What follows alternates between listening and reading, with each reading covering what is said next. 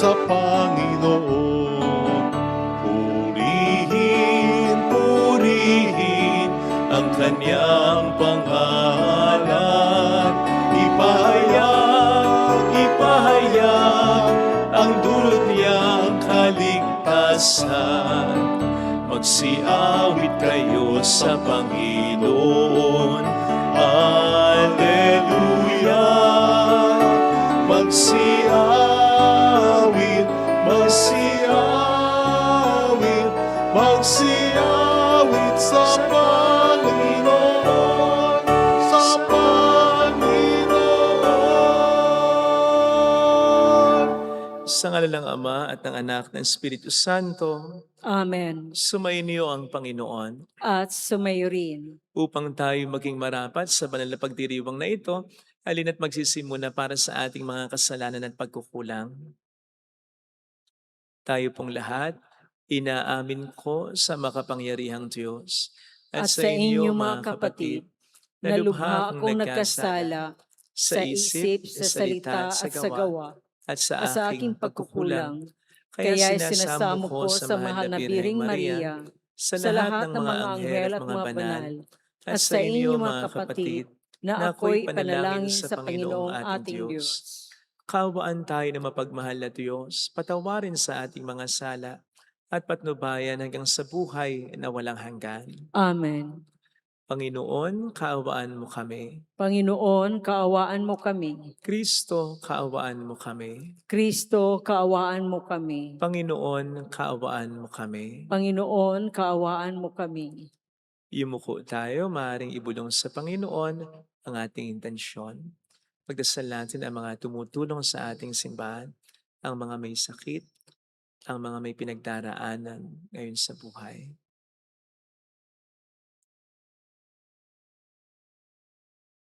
Manalangin tayo. Ama naming makapangyarihan, lagi nawang magalak ang iyong sambayanan sa pagkakaroon ng bagong kalooban upang sa kadakilaang dulot ng pag-anib sa iyong angkan, ang araw ng pagkabuhay ay maging pag-asa sa pagdiriwang sa pamamagitan ni Jesucristo, kasama ng Espiritu Santo magpasa walang hanggan. Amen. Ang salita ng Diyos mula sa mga gawa ng mga apostol. Noong mga araw na iyon, pagkatapos ng mahabang pagtatalo, tumindig si Pedro at sinabi sa mga apostol at sa matatanda, "Mga kapatid, nalalaman ninyo na noong nakaraang mga araw, hinirang ako ng Diyos upang ipangaral sa mga hentil ang mabuting balita, at sila na may sumampalataya. At ang Diyos na nakasasaliksik ng puso ang nagpatotoo na, tulad natin, sila'y tinatanggap niya ng pagkalooban sila ng Espiritu Santo. Iisa ang tingin ng Diyos sa kanila at sa atin. Nilinis din niya ang kanilang puso sapagkat nanalig sila kay Hesukristo. Bakit ba marunong pa kayo sa Diyos? Ba't ninyo ipinapapasan sa mga alagad ang isang dalahing mabigat na hindi natin napasan ni ng ating mga magulang? Sumampalataya tayo at ligtas sa pamamagitan ng kagandahang loob ng Panginoong Hesus. Gayon din naman sila. Tumahimik ang buong kapulungan. Nakinig sila kina Bernabe at Pablo habang isinasalaysay nila ang kababalaghang ginawa ng Diyos sa mga hentil sa pamamagitan nila. Pagkatapos, si Santiago naman ang nagsalita, "Mga kapatid, pakinggan ninyo ako. Kakatapos pa lamang isalaysay ni Simon ang unang pagkatawag ng Diyos sa mga hentil upang sila rin ay maging bayan niya, ayon sa hula ng mga propeta. Pagkatapos nito ay babalik ako, at muli kong itatayo ang bumagsak na tahanan ni David. Muli kong ibabangon mula sa kanyang pagkaguho, upang ang Panginooy hanapin ang ibang tao ng lahat ng bansang tinawag ko upang maging akin. Gayon ang sinabi ng Panginoon na nagpahayag ng mga bagay na ito mula pa noong una. Kaya't ang pasaya ko'y huwag nating ligaligin ang mga hentil na lumalapit sa Diyos. Sa halip, sulatan natin sila na huwag kakain ng anumang inihandog sa Diyos-Diyosan. Huwag makikiapid. Huwag kakain ng hayop na binigti at ng dugo. Sapagkat mula pa nung unang panahon, ang kautusan ni Moises ay binabasa sa mga sinagoga tuwing araw ng pamamahinga at ipinangangaral ang kanyang salita sa bawat bayan. Ang salita ng Diyos. Salamat sa Diyos. Sa lahat ay pinahayag gawa ng poong nagligtas. Sa lahat ay pinahayag gawa ng Poong Nagligtas. Purihin ang Panginoon, awitan ng bagong awit. Panginooy papurihan nitong lahat sa daigdig. Sa lahat ay pinahayag gawa ng Poong Nagligtas. Awitan ang Panginoon, ngalan niya ay purihin. Araw-araw ang ginawang pagliligtas ay banggitin. Kahit sa ay ipinahayag na ang paon ay dakila, sa madla ay ipapahayag ang dakila niyang gawa. Sa lahat ay pinahayag gawa ng Poong Nagligtas. Panginooy siyang hari, sa daigdig ay sabihin, sanlibutay matatag na, kahit ito ay ugain. Sa paghatol sa nilikha, lahat ay pantay sa paningin. Sa lahat ay pinahayag gawa ng Poong Nagligtas.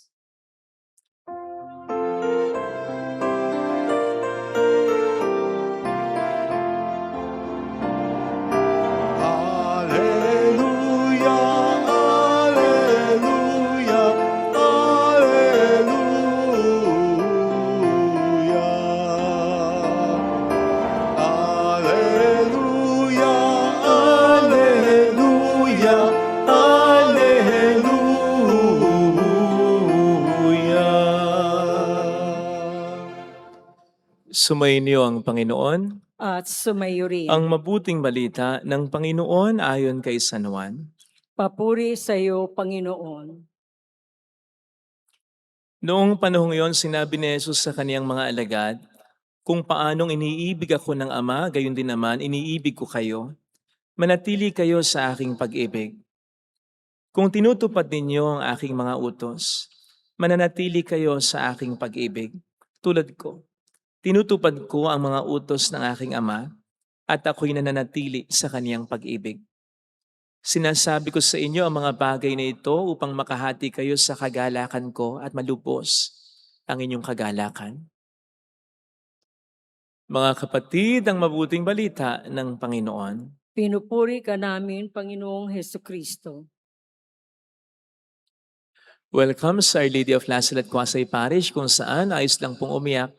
Sasamahan tayo ng mahal na ina sa pag-iyak at sa pagdarasal upang maging maayos ang lahat. May mga bersikulo po sa Biblia na palagay ko kung talagang pagtutuunan lang natin ng pansin ay siguradong makapagpapabago ng buhay natin. Halimbawa na lang po itong sinabi sa ating gospel reading kung paanong iniibig ako ng Ama, gayon din naman iniibig ko kayo. Pause muna po tayo doon sapagkat mabibilaukan na tayo sa tindi ng kahulugan nito. Isa po kasi sa ibig sabihin din ito ay kung papaanong minamahal ng Diyos Ama, ang Diyos Anak, ay gayon din ang pagmamahal ng Diyos sa atin. Kung papaanong ganon din ang pagmamahal ni Jesus sa atin. Matindi po yun. Kasi kahit katiting lang ng pagmamahal ng Diyos Ama sa kaniyang anak, ang ibigay niya sa ating lahat, palagay ko malaking bagay na Kasi napakalaki ng diferensya ni Jesus sa atin. Banal siya. Makasalanan tayo. Tunay siyang anak ng Diyos. Ampon lang tayo. Napakarami niyang ginawang mga kabutihan. Napakarami naman nating ginawang mga kasalanan. Kaya nga sabi ko, kahit patingi-tingi lang ng pag-ibig ng Diyos sa kanyang anak ang ibigay sa atin, malaking bagay, nagpapasalamat na tayo. Pero hindi lang iyon ang ibinibigay niya sa ating pagmamahal. He is not giving us a weak love. He is not giving us a conditional love. He is giving us the love that exists between Him and His Son. Again, let that sink in. Yan ang sinasabi sa John 3:16. For God so loved the world. Ganun na lamang ang pag-ibig ng Diyos sa libutan. Kaya nagawa niyang ibigay, isakripisyo ang kanyang bugtong na anak para sa atin. Kasi nga, mahalaga rin tayo para sa kanya, katulad ng bugtong na anak niya. Karanasan ang magsasabi sa atin na masasabi at napapatunayan natin ang halaga ng isang bagay o ng isang tao sa buhay natin sa kung ano rin at kung sino rin ang nakahanda nating isakripisyo para sa tao at sa bagay na ito sa buhay natin. Naisakripisyo ng Ama ang kanyang anak sapagkat mahalaga rin tayo sa Kanya. Alam po ninyo, again, kung ito lamang ay talagang magsisink in at tatanggapin natin, babago ito sa buhay natin. Lalong-lalo na sa pagharap natin sa mga suliranin, mawawalan ng kamandag, anumang sakit, anumang problema, anumang pagkalugi, anumang panluloko sa atin, anumang problema sa pamilya ang tanasin natin, maging ang anumang mga kasalanan, kahit kamatayan, mawawalan ng kamandag. At tulad nung minsang may in-interview, isang lalaki na may stage 4 cancer. Tanong sa kanya, buti ang saya pa rin ng desisyon, ng disposition mo sa kabila ng kalagayan mo. Nautal ako, sabi ko desisyon. Pero yun naman talaga ang ginawa niya, pinagdesisyonan niya. Pinagdesisyonan niyang maniwala na sa kabila ng problema niya, mahal pa rin siya ng Diyos. Ang sagot niya sa nag-interview, ganito ang disposition ko kasi alam kong mahal ako ng Diyos. Indeed, mga kapatid, walang kahit anong problema, gaano man katindi ang makapagpapasinungaling ng katotohanan ng pagmamahal ng Diyos sa atin. Kung ito lang talaga ay paniniwalaan natin, aangkinin natin, i-claim natin. At ito po ay hindi po masasabing brainwashing or mind conditioning o kaya simpleng positive thinking dahil ito po ay may batayan sa pananampalataya natin.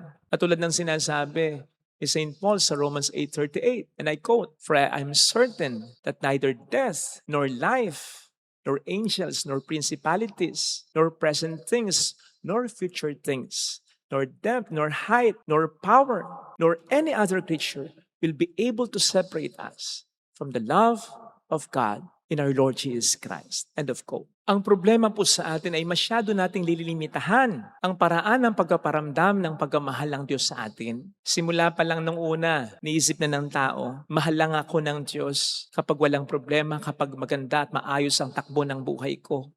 Sabi ko nga po, simula pa lang nung una, baka kasi simula pa lamang ng mundo, yan ang iniisip at wini-wish sana ng tao. Pero isipin po ninyo, nagbago ba ang Diyos? Sinabi ba ng Diyos, ganun ba? Yung ba ang gusto niyo? Ganun lang ba para maniwala kayong mahal ko kayo? Kapag wala kayong problema, o sige, alisin ko na yung problema ninyo. Wala na kayong maranasan sa mga sakripisyo. Hindi.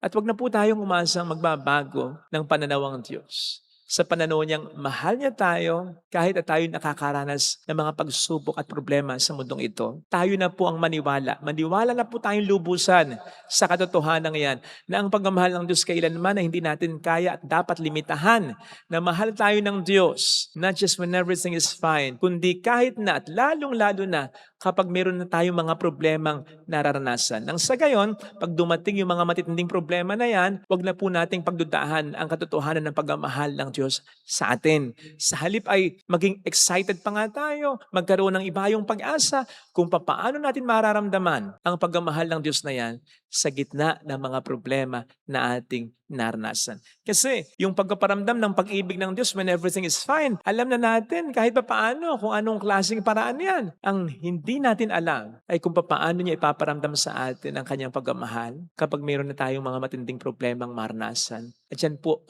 tayo dapat mas maging excited o mas umasa. Kaya nga po ang sabi ng ating Panginoon dito sa atin, manatili kayo sa aking pag-ibig. Remain in my love. Bigla ko tuloy naalala yung kasabihan na it's much easier to fall in love than to remain or stay in love. Na para sa akin ay understandable. Yung quote na yan, may apply natin sa tao. Kasi mahirap nga namang magtiwala, to stay, to remain in love with the person na nakasakit sa'yo, nakadisappoint sa'yo, with this person na may masamang ginawa sa'yo. Kasi hindi ka makasigurado. Mahal ka pa niya? Hindi ka na ba talaga niya lolokohin? Tutupad ba siya sa pangako niya na siya'y magbabago na? Something like that. Pero hindi natin dapat itong ipagpalagay sa Diyos na magdalawang isip tayo whether we will remain in His love or not. For one, hindi naman niya tayo ginagawa ng kasamaan. Bagamat nadidisappoint tayo sa Kanya, bagamat nalulungkot tayo sa mga nangyayari sa buhay natin, for one, hindi niya tayo ginagawa ng kasamaan. And mas mahalaga dyan, ang Diyos ay hindi nagbabago sa Kanyang pagmamahal. Ang Diyos ay tutupad sa Kanyang pangako. At ang Diyos ay nagpaparamdam ng Kanyang pagmamahal kahit na sa mga problema nating naranasan. Kaya, hindi tayo dapat magkuli.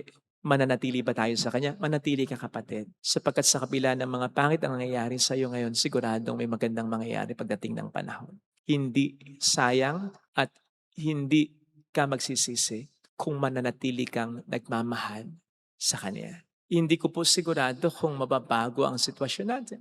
Kung masosolve ang problema natin, kung gagaling ka sa sakit mo, kung maayos ang negosyo, kung maayos ang pamilya at ang buhay mo. Pero isang bagay ang sigurado, kung mananatili tayo sa pagmamahal natin sa Diyos sa kabila ng mga problema, ma-experience natin ang pagmamahal ng Diyos in a whole new level, in a different level, in a superior level. So much so na mararamdaman natin yung sinasabi niya sa Ebanghelyo ngayon sa huli na makakahati tayo sa kagalakan niya, kaya magiging lubos ang ating kagalakan. Kasi nga po, more than the blessing that we are asking, ang Diyos na talaga, ang sinabi niya ditong mananatili sa atin. At yun ang mas mahalaga kaysa mga blessing na hinihiling natin. Ito sana, mga kapatid, ang ating pagdasal sa ating banal na misa. Lalo pat kahapon, yun din naman ang paanyaya sa atin, ang manatili tayong nakakonekta, nakakabit sa Kanya. Nasabi ko nga, kapag tayo nanatiling nakakonekta, nakakabit sa ating puno kay Kristo, malagas man ang mga dahon natin, lagasan man tayo ng mga dahon dahil ipuprune tayo tulad ng isang halaman, magdadahon at magdadahon pa rin ulit tayo.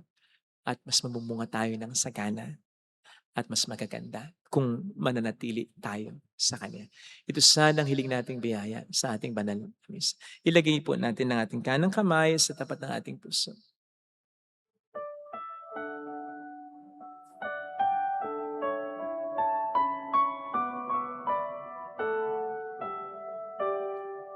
Alam kong may magagawa ang Diyos. Alam kong may magagawa Makapangyarihan siya. ang Diyos. Alam kong may magagawa ang Diyos. Alam kong may magagawa Walang imposible sa Kanya. ang Diyos.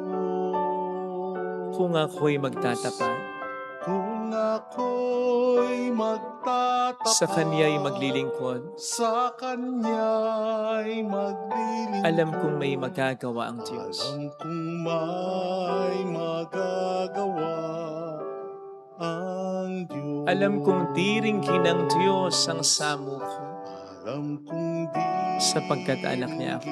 ng Diyos ang samo ko. Alam kong diringgin ng Diyos ang samo ko, Alam kong diringgin ng Diyos sapagkat ang alam niya ang samo sitwasyon ko. ko. Kung ako'y magtatapat, Kung ako'y magtatapat sa Kanya'y maglilingkod, sa Kanya'y maglilingkod. alam kong diringgin ng Diyos ang samo ko. Diringgin ng Diyos ang samo Pumikit tayo. ko. Panginoon, tulungan mo po akong manatili sa iyo sa kabila ng mga unos na dumarating sa buhay ko, sa kabila ng mga problema na inaalaw mo na maranasan ko. Alam kong hindi mo ko basta-basta bibitawan, basta manatiling din akong nagtitiwala at umaasa sa kabila ng aking mga matitinding problema. Kaya lang, Panginoon, nandun talaga yung panganib na makabitaw ako kapag nagiging mas matindi yung takot ko at lungkot ko. Sana, Panginoon, Mangyari man yun, huwag niyo po akong bitawan sapagkat higit sa pagkapit ko sa iyo, mas umaasa ako sa pagkapit mo. Hallelujah! Purihin ang Diyos. Hallelujah! Pasalamatan siya. Siya ay muling babalik sa atin. Hindi kanya iiwan. Hindi kanya pababayaan. Paniwalaan mo yan. Hallelujah! Purihin ang Diyos. Hallelujah! Sa takdang panahon, babalik ang Panginoon upang tayo ay tapat siya sa kaniyang mga pangako sa atin. Sabihin mo sa sarili mo, mayroong magandang mangyayari sa iyo. Higit pa sa inaasahan, sapagkat mahal ka ng Diyos, pakatandaan. Kung lalapit ka kay Jesus, maaring matagal, maaring maging mahirap, pero magiging maayos din ang lahat. Kay Jesus, mayroong magandang mangyayari sa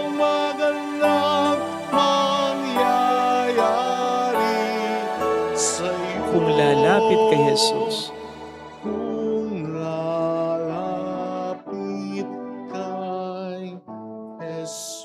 papuri sa Ama at sa Anak sa Espiritu Santo. Kapara na sa unang-una, ngayon, magpakailanman at magpasawalang hanggan. Amen. Pag-aalay.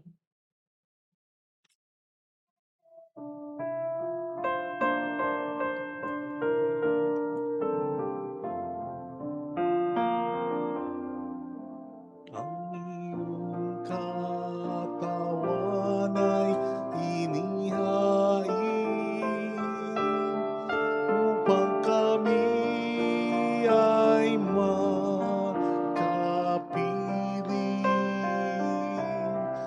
Pagdidigtas mo ngayon'y inaalala. Pasasalamat sa iyong namala. Mahayag ang iyong kadakilan sa tinapay at alak na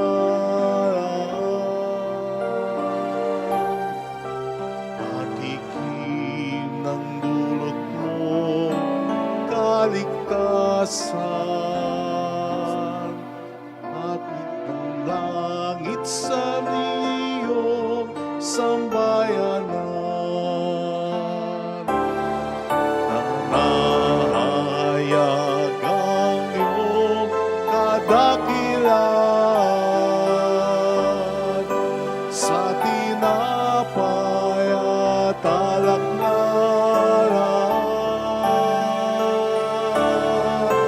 patikim ng dulot mo kaligtasan,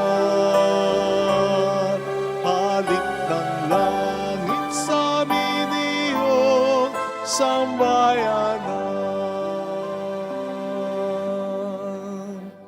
Manalangin tayo, pang ating handog ay maging kalugod-lugod sa Diyos Amang makapangyarihan. Tanggapin nawa ng Panginoon itong paghahain sa iyong mga kamay, sa kapurihan niya at karangalan sa ating kapakinabangan at sa buong sambayanan niyang banal. Ama naming lumikha, pagkaloob mong kami ay laging magalak sa pagdiriwang ng Pasko ng pagkabuhay ng iyong anak, upang ginagawang patuloy na pagsakip sa amin ay maging sanhi ng aming ligayang walang maliw. Sa pamamagitan niya kasama ng Espiritu Santo magpasa walang hanggan. Amen. Sumainyo ang Panginoon. At sumayo rin. Itaas sa Diyos ang inyong puso at diwa. Tinaas na namin sa Panginoon. Pasalamatan ng ating Panginoong Diyos. Marapat na siya'y pasalamatan. Ama naming makapangyarihan, tunay nga pong marapat na ikaw ay aming pasalamatan ngayong pinagdiriwang ang paghahay ng Mesiyas, ang maamong tupa na tumubos sa aming lahat. Ang katawan ng anak mo sa krus na bayubay ay handog ng pag-ibig na walang kapantay. Itong paghahaing ganap mong kinalugdan, ito ang nilungkati ng dating pag-aalay. Ang buong sarili ng anak mong si Jesus ay inihain sa iyo upang kami matubos. Siya ang dambana at paring naghahandog, siya pa rin ang tupang handog na ibinukod. Kaya kaisa ng mga anghel na nagsiawit ng papuri sa iyo ng walang humpay sa kalangitan kami nagbubunyi sa iyong kadakilaan. Santo, Santo, Santo, Panginoong Diyos ng mga hukbo, napupuno ang langit at lupa ng kadakilaan mo, Hosana sa kaitasan. Pinagpala ang naparirito sa ngalan ng Panginoon, Hosana sa kaitasan. Ama naming banal, ikaw po ang bukhal ng tanang kabanalan. Kaya't sa pamamagitan ng iyong Espiritu, gawin mo pong banal ang mga kaloob na ito, ang para sa amin ay maging katawan at dugo ng aming Panginoong Hesukristo. Bago niya pinagtiis ang kusang loob na maging handog, hinawakan niya ang tinapay, pinasalamatan kaniya, pinaghati-hati niya iyon, iniabot sa kaniyang mga alagad at sinabi, "Tanggapin ninyong lahat ito at kanin. Ito ang aking katawan na ihahandog para sa inyo."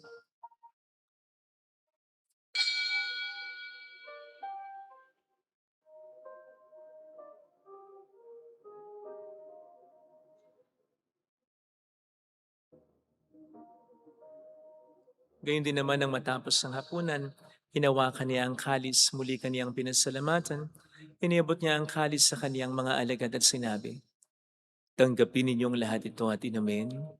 Ito ang kalis ng aking dugo ng bago't walang hanggang tipan, ang aking dugo na ibubuhos para sa inyo at para sa lahat. Sa ikapagkapatawad ng mga kasalanan, gawin niyo ito sa pag-alala sa akin."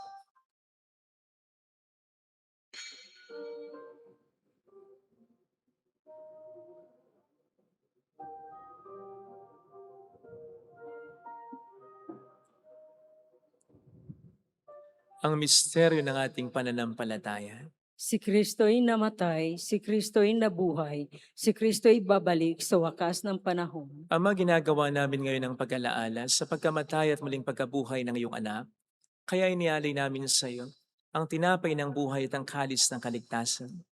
Kami nagpapasalamat dahil kami iyong minarapat na tumayo sa harap mo para maglingkod sa iyo.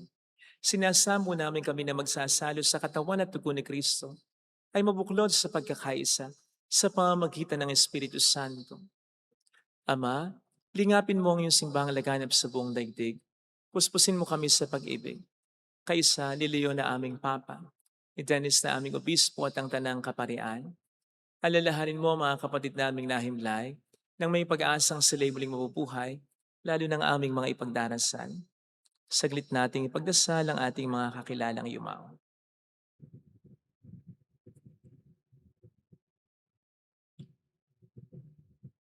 Kaawaan mo sila at patuloyin sa iyong kaliwanagan.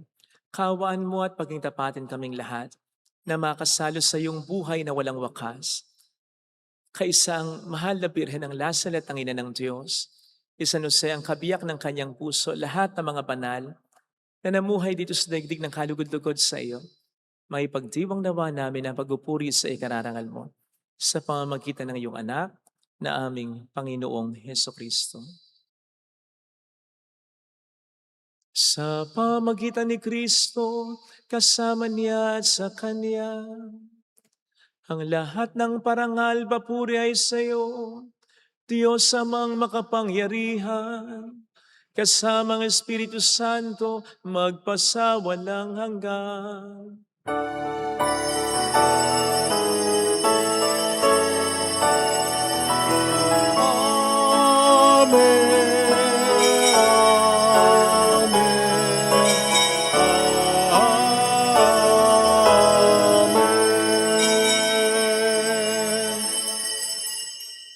Tumawag tayo sa Ama.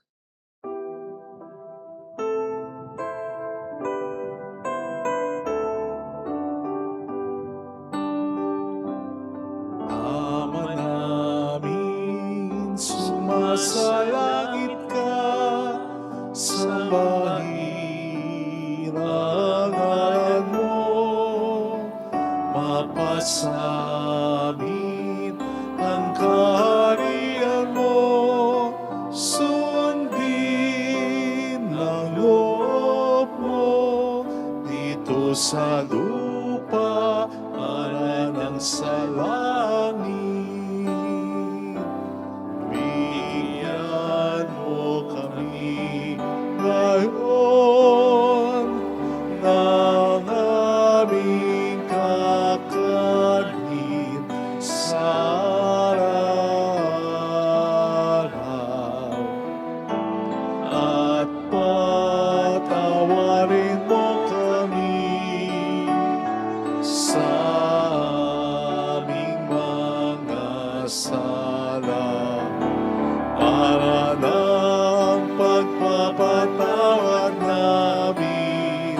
sa nagkakasala sa amin, at wag mo kaming ipaintulot sa tukso, at ihadya mo kami sa lahat ng masama. Hiniling namin kami adya sa lahat ng masama, pagkalooban ng kapayapaan araw-araw, iligtas sa kasalanan, samantalang aming pinaghahandaan ang dakilang araw ng pagpapahayag ng tagapagligtas naming si Heso Kristo.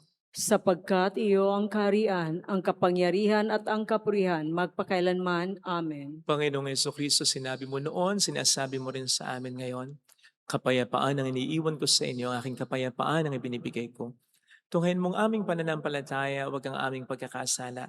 Pagkalooban mo kami ng kapayapaan at pagkakaisa sa iyong kalooban, kasama ang Espiritu Santo magpasa walang hanggan. Amen. Ang kapayapaan ng Panginoon ay sumainyo nawang lahat. At sumayo rin. Magbigayan tayo ng kapayapaan sa isa't isa. Peace be with you. Kapayapaan. Kordero ng Diyos na nag-aalis ng mga kasalanan ng sanlibutan, maawa ka sa amin. Kordero ng Diyos na nag-aalis ng mga kasalanan ng sanlibutan, maawa ka sa amin. Kordero ng Diyos na nag-aalis ng mga kasalanan ng sanlibutan, ipagkaloob mo sa amin ang kapayapaan. Narito sa harap natin ng Panginoon ang ating buhay at kaligtasan. Mapalad tayong inaanayahan. Panginoon, hindi ako karapat-dapat na magpatuloy sa iyo, ngunit sa isang salita mo lamang ay gagaling na ako.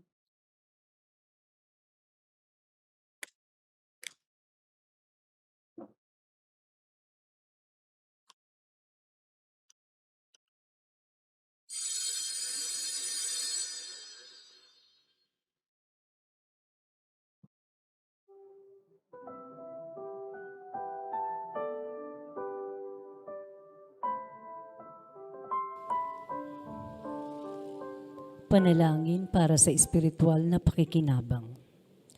Panginoong Hesus, ako ay naniniwala na ikaw ay nasa kabanal-banalang sakramento. Iniibig kita ng higit sa lahat at ninanasa kong tanggapin ka sa aking kaluluwa. Sapagkat sa mga sandaling ito, hindi kita matatanggap sa sakramento. Tumuloy ka sa espiritu sa aking puso. Niyayakap kita na para bang naririto ka na. Inaalay ko ng buong buo ang aking sarili sa iyo. Huwag mong hayaang mawalay ako sa iyo. Amen.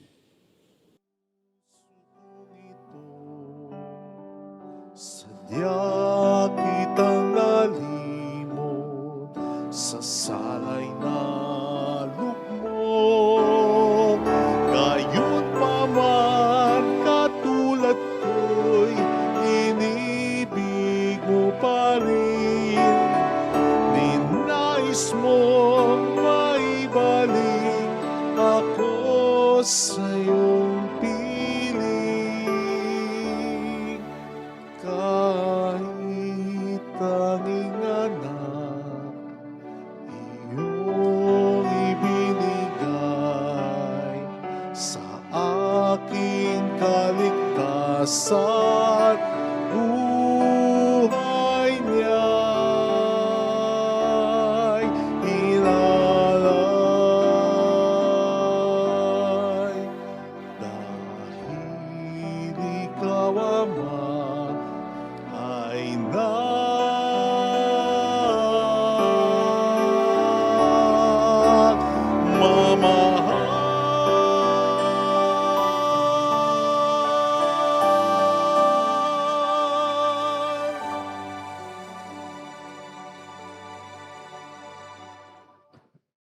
Manalangin tayo. Ama naming mapagmahal, manatili kang kapiling ng iyong sambayanan, na ngayon pinapakinabang mo sa iyong sariling buhay, at gawin mong kami pasulong na makahakbang mula sa dati naming pagkamakasalan patungo sa pagbabago nagdudulot ng iyong kabutihan. Sa pamamagitan ni Jesucristo, kasama ng Espiritu Santo, magpasa walang hanggan. Amen. Holy God, Holy Mighty One, Holy Immortal One. Have mercy on us and on the whole world. Holy God, Holy Mighty One, Holy Immortal One. Have mercy on us and on the whole world. Holy God, Holy Mighty One, Holy Immortal One. Have mercy on us and on the whole world. Jesus, King of Mercy, We trust in you. alalahanin, Alalahanin o mahal na Birhen ng Lasalet, ina ng pag-asa, ikaw ang nagpaalala sa aming magbalik loob sa Ama. Ito ang nagpapatunay na ang kagandahang loob mo'y nanatiling busilak. Sa pag-aaruga mo sa amin, tungkulin mo'y tinupad. Sa paanan ni Kristo'y tinuring mo kaming mga tunay mong anak. Kaya ninais mong ni Isay huwag mapahamak. Maging sa iyo walang tigil na pananalangin, pati luhay pumatak. Huwag naman mawala ng saysay ang iyong paghihirap. Hiling nawa namin sa iyo, o aming inang liyag, na matapos ang pakikibaka namin sa mundong ito, at sa pananatili naming tapat kay Kristo, sa kapurihan mo'y makibahagi kaming ganap, upang kung nasaan ka ngayon ay maparoon din kaming lahat, at ang kaganapan ng kaluwalhatian ng Diyos Amay tuluyang matupad, siya nawa. Mahal na Birhen ng Lasalet, tagapagkasundo ng mga makasalanan. Panalangin mo walang patid kami mga dumudulog sa iyo. Maraming po salamat sa inyong pakikiisa sa mga tulong na binibigay ninyo, nagiging dahilan para makatulong din po tayo sa iba. Salamat po. Ang Panginoon na po ang bahala sa inyo. Yan po ang lagi naming pinagdarasal dito. Sumayin niyo ang Panginoon. At sumayo rin. Pagpalain kayo kasama ng ating pamilya na mapagmahal na Diyos, ng Ama at ng Anak at ng Espiritu Santo. Amen. Umayo tayo sa kapayapaan ni Kristo. Salamat sa Diyos. Salamat din po.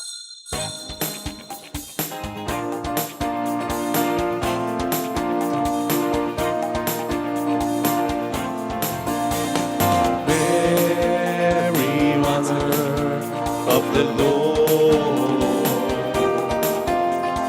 here's a prayer we sing to you. Let your tears sip in our minds and hearts as once they fell at Nazareth. Tell your people how to live again. Tell your people how to sing again. Tell your people how to dance again.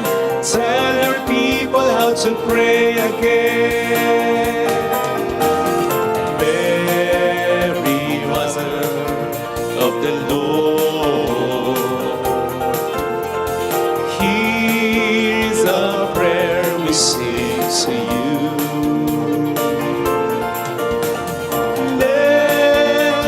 Tears sip in our minds and hearts as once they fell at Nazareth.